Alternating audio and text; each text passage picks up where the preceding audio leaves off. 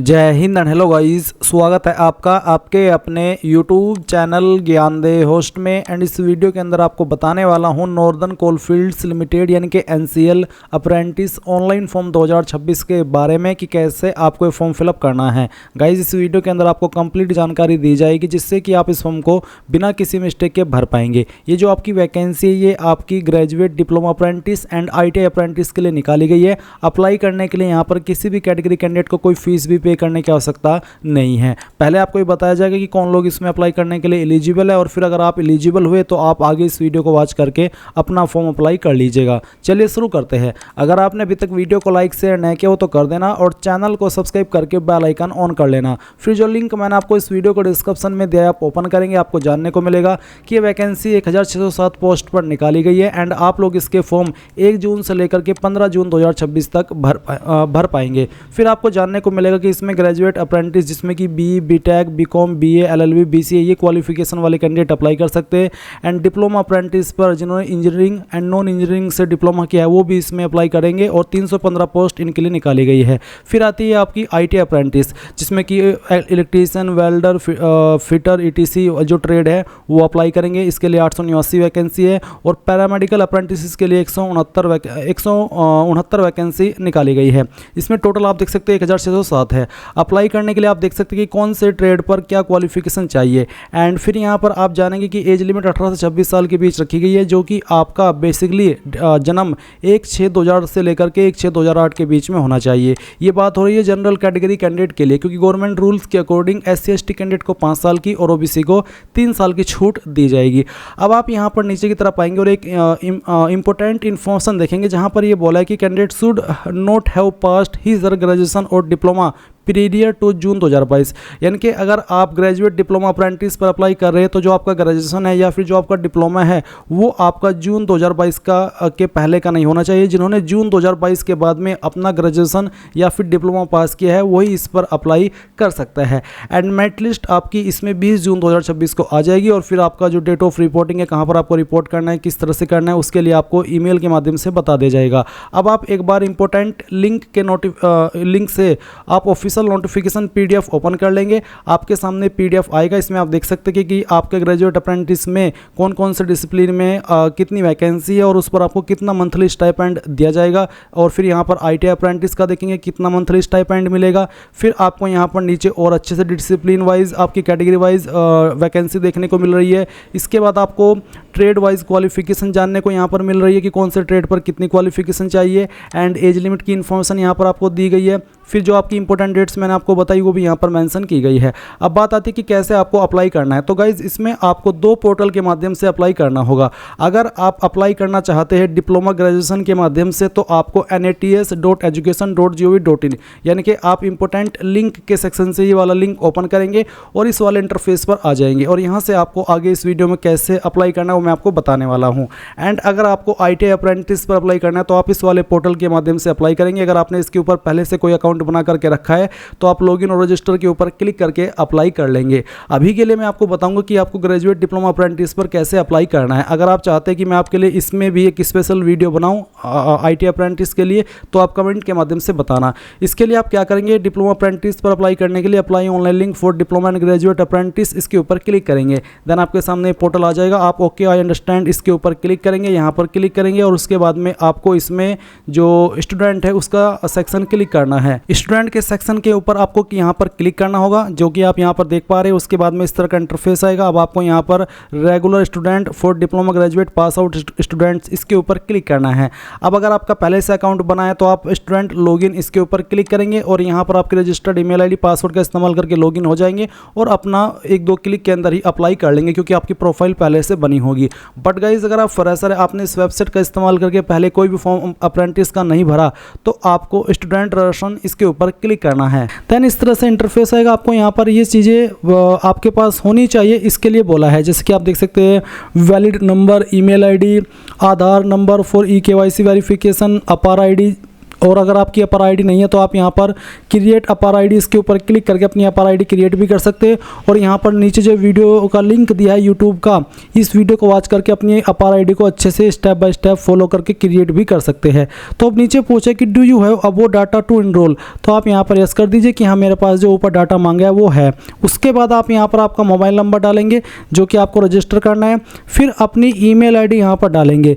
आपके ये जो नंबर और ईमेल है बिल्कुल सही होनी चाहिए, क्योंकि इन्हीं का इस्तेमाल करके आप आगे इसमें लॉगिन करेंगे। फिर एक कैप्चा कोड डालेंगे और सेंड ओटीपी इसके ऊपर क्लिक करेंगे। अब आपके सामने यहाँ पर step 2 mobile and email verification का एक इंटरफेस आएगा। बेसिकली जो आपने नंबर और ईमेल आईडी यहाँ पर डाली उसके ऊपर ओटीपी सेंड कर दिए। आप आपका ईमेल और मैसेज चेक कीजिए, उसमें आपको जो ओटीपी मिलेगा मोबाइल वाला ओटीपी डाल दीजिए पहले, फिर ईमेल वाला, और उसके बाद वेरीफाई ओटीपी इसके ऊपर क्लिक करके यहाँ से ओके कर दीजिए।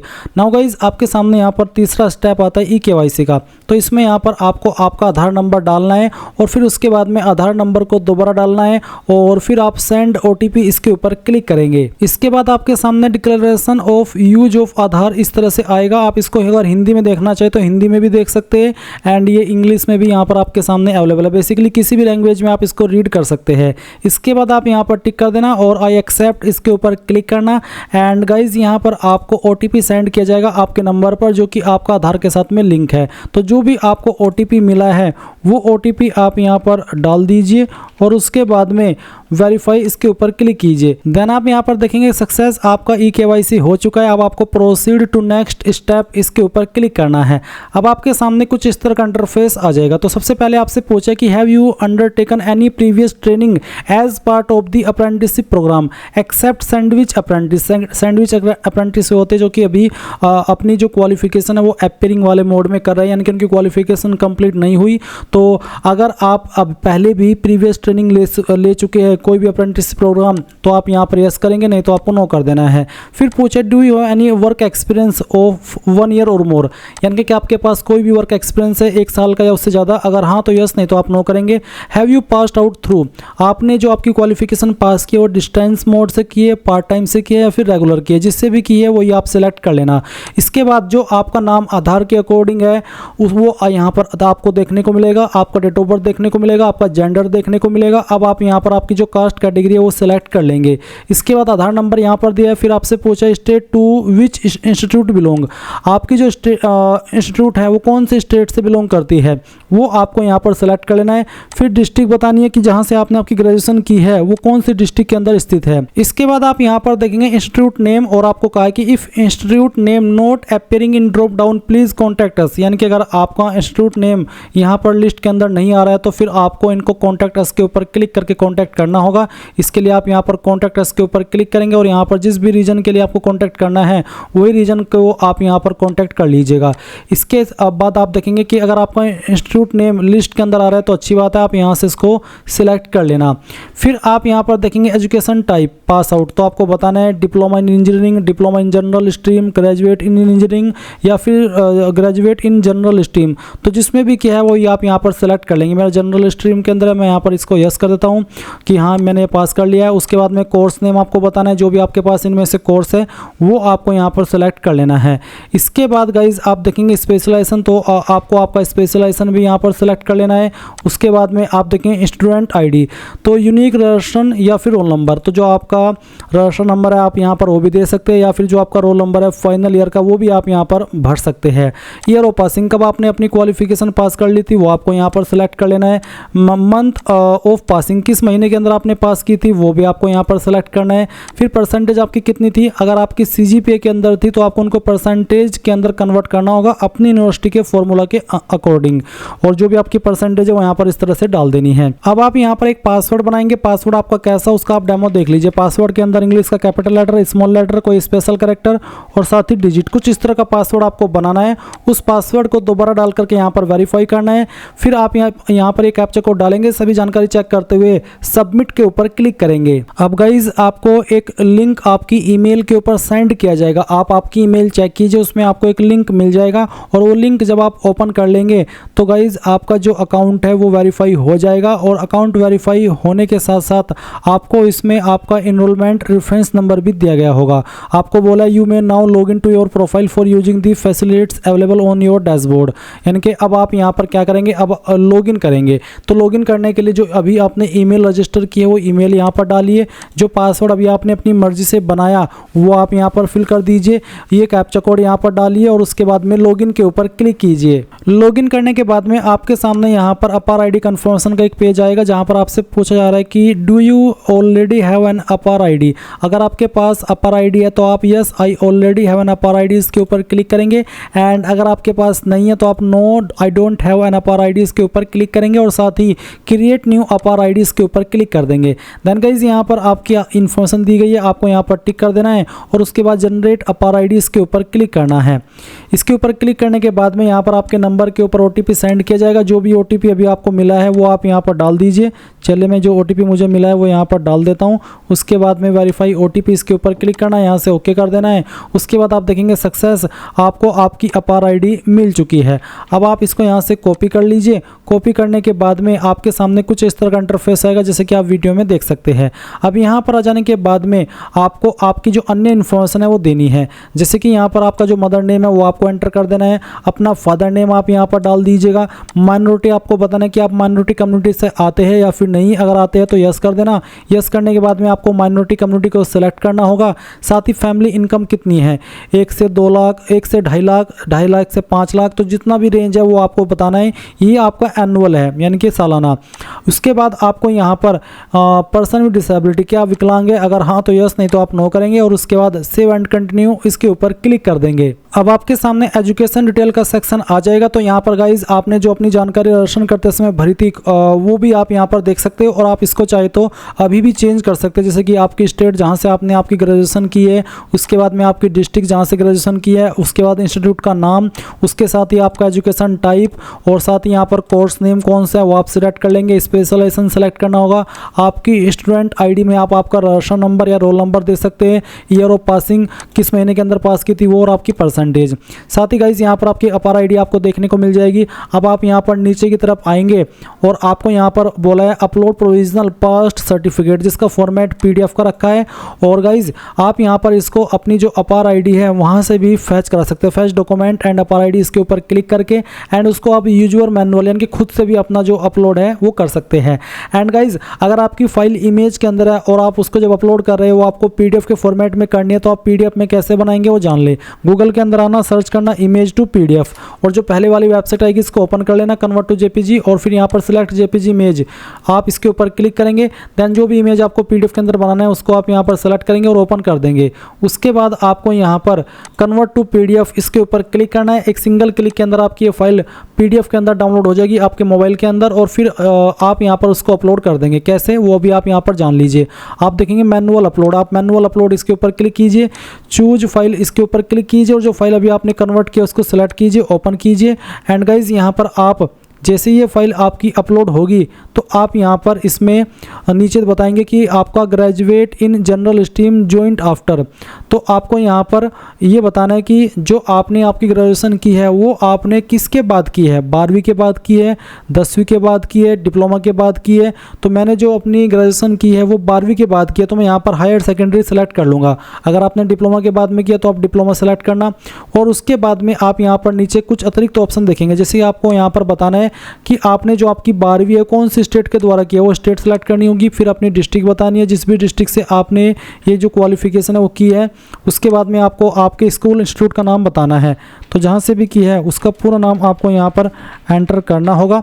और उसके बाद में आप देखेंगे स्कूल इंस्टीट्यूट बोर्ड नेम, तो आपको यहाँ पर आपका बोर्ड नेम बता देना है। मैंने यूपी बोर्ड से की है। फिर स्टूडेंट आईडी के अंदर जो भी आपका 12वीं का रोल नंबर था वो आपको यहाँ पर डाल देना है। उसके बाद में आपके नंबर कितने थे, बेसिकली आपको आपकी परसेंटेज या फिर अगर आपके नंबर सीजीपीए के अंदर है तो आप उनको परसेंटेज में कन्वर्ट करके यहाँ पर एंटर करेंगे। अब यहाँ पर आप देखेंगे अबाउट योर सेल्फ, तो बेसिकली आपको अपने बारे में बताना है। जैसे कि मैंने यहाँ पर लिख करके बताया, जैसे कि नमस्ते मैं अमजद मलिक हूँ, मेरठ उत्तर प्रदेश, या फिर कह लीजिए कि मैं सहारनपुर से, जो भी है बेसिकली वो आपको यहाँ पर अपने बारे में बताना है। आप इसको ChatGPT से भी लिखवा सकते हैं और ज्ञानदेव होस्ट के नाम से मैं अपने ऑडियंस को टेक्नोलॉजी, मोटिवेशन, करियर गाइडेंस और प्रैक्टिकल नॉलेज, इस तरह से बेसिकली मैंने तो यहाँ पर अपने बारे में बताया, आपको यहाँ पर अपने बारे में बताना है थोड़ा शॉर्ट में। और उसके बाद में आप लिखेंगे यहाँ पर जनरल स्किल। आप यहाँ पर देख पा रहे हैं कि इसमें जैसे जब मैं आगे बढ़ता हूँ तो यहाँ पर आता है oops only AZ09 and special character, ये वाले जो यहाँ पर मेंशन किए आर अलाउड, यानी कि सिर्फ यही कैरेक्टर अलाउड है, बाकी कैरेक्टर अलाउड नहीं है। अगर इसमें कोई ऐसा कैरेक्टर आप यूज करेंगे जो कि आपको मना किया है करने को, तो गाइज आपका जो इस तरह से एरर है वो बार बार आता रहेगा। आप यहाँ पर इस चीज़ का ध्यान रखना। इसके बाद आप यहाँ पर देखेंगे जनरल स्किल, आपको बोला है add comma separated values, example skill first, skill 2 and space is not allowed. आप स्किल लिखने के बाद में जो आपका स्पेस है वो नहीं देंगे। जैसे कि मुझे टाइपिंग आती है, मैंने यहाँ पर टाइपिंग लिख दिया, TYPING मैंने टाइपिंग लिखा, उसके बाद में मैंने यहाँ पर ये डाला, उसके बाद आपको स्पेस बिल्कुल भी नहीं देना है। फिर मुझे आता है MS वर्ड, तो मैं यहाँ पर MS वर्ड लिखूँगा, उसके बाद में कोमा MS एक्सेल। इस तरह से आपको यहाँ पर आपकी जो भी जनरल स्किल है को चाहे कैसी भी हो वो आप यहाँ पर लिख देना। उसके बाद आप यहाँ पर देखेंगे लैंग्वेज नोन, कौन कौन सी लैंग्वेज आपको आती है। जैसे कि मैं यहाँ पर हिंदी लिखता हूँ, आपको लिखने के बाद में स्पेस बिल्कुल भी नहीं देना, नहीं तो यहाँ से हट जाएगा। इस तरह से आप यहाँ पर आपकी जो लैंग्वेज है वो लिख देंगे और फिर आप नीचे सेव एंड कंटिन्यू इसके ऊपर क्लिक करेंगे। अब आपके सामने यहाँ पर परमानेंट एड्रेस की जानकारी आ चुकी है। तो जो भी आपका परमानेंट एड्रेस है पहले आप वो फिल करेंगे। इसके लिए आपको यहाँ पर आपका पिन कोड डाल देना है सबसे पहले। फिर आपको यहाँ पर आपका जो भी पोस्ट ऑफिस है वो आपको सिलेक्ट कर लेना है। डिस्ट्रिक्ट आ जाएगी, आपकी स्टेट आ जाएगी, आपका जो एड्रेस है वो आप यहाँ पर डालेंगे। नीचे एक लाइन है कि present address same as permanent address, यानी कि प्रेजेंट और परमानेंट एड्रेस अगर सेम है तो आप इस बॉक्स को टिक कर देना, और अगर अलग है तो अनटिक करके अलग से नीचे अपना प्रेजेंट एड्रेस फिल करना और उसके बाद सेव एंड कंटिन्यू के ऊपर क्लिक करना। अब आपके सामने यहाँ पर ट्रेनिंग प्रेफरेंस में लोकेशन प्रेफरेंस आते हैं। तो पहली चॉइस आप कौन सी स्टेट को दे रहे हैं वो स्टेट आपको सेलेक्ट करनी है, किस डिस्ट्रिक्ट को दे रहे हैं वो सेलेक्ट कर लेना है। सेकंड चॉइस कौन सी स्टेट को देनी है वो आपको सेलेक्ट कर लेना है, कौन सी सिटी को दे रहे हैं वो आपको सेलेक्ट कर लेना है। थर्ड चॉइस आपको किसको देनी है वो आप सेलेक्ट कर लेंगे, और उसकी जो सिटी है वो भी आपको यहाँ पर सेलेक्ट कर लेनी है। फिर फील्ड प्रेफरेंस, आप कौन से फील्ड को प्रेफरेंस देना चाहते हैं वो आपको यहाँ पर अपनी चॉइस के अकॉर्डिंग इस तरह से सिलेक्ट कर लेना है। पहली चॉइस, उसके बाद में आप यहाँ पर सेकंड चॉइस, फिर यहाँ से आपकी चॉइस के अकॉर्डिंग तीसरी चॉइस भी आपको सेलेक्ट कर लेनी है और सेव एंड कंटिन्यू कर देना है। अब आपने जो भी जानकारी शुरू से लेकर अभी तक भरी है वो सभी यहाँ पर आ जाएगी। सभी जानकारी आप एक एक करते हुए चेक करते हुए नीचे की तरफ आएंगे, और जब आपको लगे कि सभी जानकारी सही है तो आप यहाँ पर टिक कर देंगे। एंड अगर आपको लग रहा है कि कोई जानकारी गलत हो गई है तो आप एडिट के ऊपर क्लिक करके उसको एडिट कर लेना, नहीं तो गाइज आप यहाँ पर फाइनल सबमिट इसके ऊपर क्लिक कर देना। फाइनल सबमिट के ऊपर क्लिक करने के बाद आप यहाँ पर देखेंगे अपार ID submitted successfully and eligible for contract. तो अब आप यहाँ पर एलिजिबल है किसी भी वैकेंसी पर अप्लाई करने के लिए। इसके बाद गाइज आप यहाँ पर अप्लाई अगेंस्ट एडवर्टाइज्ड वैकेंसीज, यहाँ पर आपको आपकी वैकेंसी देखने को मिलेगी। एज ऑफ नाउ यहाँ पर वैकेंसी अभी जिस वैकेंसी पर हमें अप्लाई करना है, जिसके लिए स्पेशल वीडियो बनाई जा रही है, वो शो नहीं हो रही है। आपको यहाँ पर बैंक ऑफ बड़ौदा एंड आपकी जो अन्य अप्रेंटिस की वैकेंसी वो शो हो रही है। अगर यहाँ पर कुछ टाइम के बाद फिर भी ये शो नहीं होती तो आप मुझे कमेंट के माध्यम से बताना, और अभी आप यहाँ पर चाहे तो इनमें से किसी और अप्रेंटिस वैकेंसी पर भी अप्लाई कर सकते हैं, जैसे कि बैंक ऑफ बड़ौदा की है और भी यहाँ पर काफ़ी सारी है, जिसकी start date and form fill करने की लास्ट डेट आपके सामने। आप सिंगल क्लिक, जैसे ही आपने एक क्लिक किया और ये समझो कि आपका अप्लाई हो गया, आप एक सिंगल क्लिक के अंदर अप्लाई कर लेंगे। एंड इसी प्रकार से गाइज आपको IT अप्रेंटिस पर अगर अप्लाई करना है तो उसके लिए मैंने यहाँ पर एक वीडियो का लिंक दिया हुआ है, अप्रेंटिस रजिस्ट्रेशन प्रोसेस। जब आप इस वीडियो को वॉच करेंगे, जिस तरीके से मैंने इस वीडियो के अंदर आपको अप्लाई करके दिखाया है, जो कि आप यहाँ पर जब ओपन करेंगे आपको समझ आ जाएगा, सेम तरीके से आपको आपकी NCL अप्रेंटिस पर अप्लाई करना होगा। तो गाइज वो भी आप कमेंट के माध्यम से बता दीजिए कि अगर मुझे इसके लिए स्पेशल वीडियो बनानी है। तो गाइज ये थी आपकी NCL apprentice recruitment 2026 apply online process के बारे में जानकारी। आई होप आपको पसंद आई होगी। So thanks for watching. जय हिंद।